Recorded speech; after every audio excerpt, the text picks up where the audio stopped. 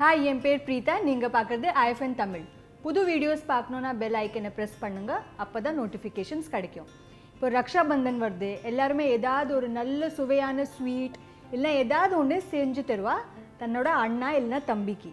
நான் இன்றைக்கி தலியா இல்லைனா லாப்சி போட்டு எப்படி ஒரு ஷீரா இல்லைனா ஹல்வா பண்ணலான்னு காமிக்க போகிறேன். பார்க்கலாமா?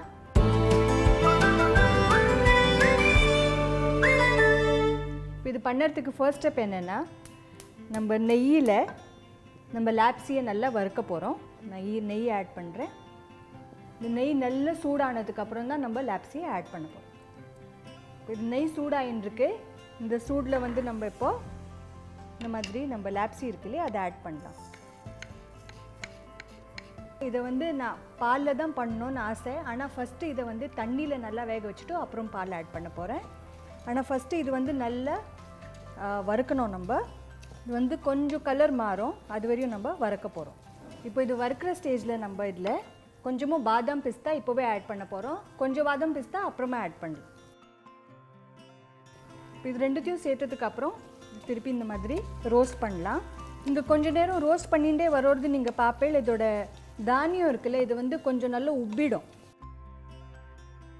இப்போ பார்த்தீங்கன்னா நல்லா இது செவந்தாச்சு. இப்போ நான் சொன்ன மாதிரி ஃபஸ்ட்டு இதில் தண்ணி ஆட் பண்ணி இதை நல்லா வேக வைக்க போகிறேன்.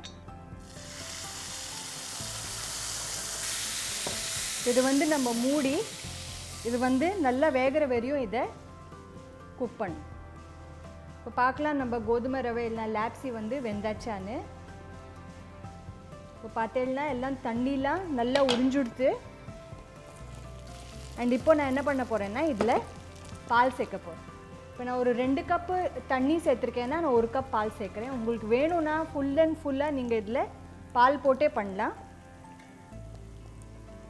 இது ஒரு ஹை ஃப்ளேமில் நல்ல ஒரு கொதி வர வரையும் நம்ம இதை குக் பண்ணலாம்.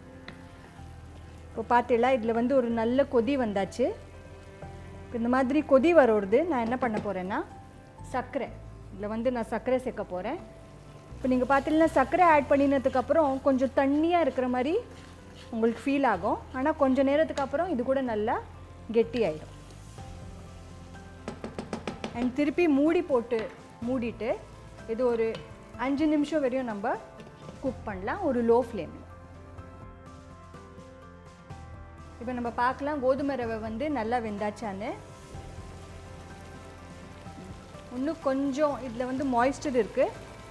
ஆனால் இப்போ நம்ம என்ன பண்ண போகிறோம், ஃப்ளேமை கொஞ்சம் கம்மி பண்ணிவிட்டு இதை நல்லா மிக்ஸ் பண்ணிடலாம். அண்ட் இது ஆற ஒன்று கெட்டி ஆகிடும்.